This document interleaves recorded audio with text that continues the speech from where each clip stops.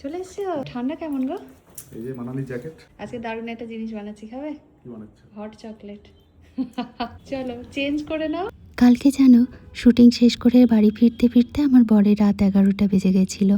আর বাইরে তো খুব ঠান্ডা পড়েছিল, তাই আমি ভাবলাম ওর জন্য একটু হট চকলেট বানিয়ে দিই।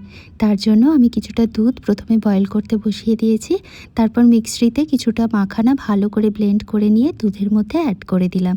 এবার এর মধ্যে একটু কোকো পাউডার দিয়ে দিচ্ছি, আর তারপর একটু ডার্ক চকলেট মিশিয়ে দিলাম।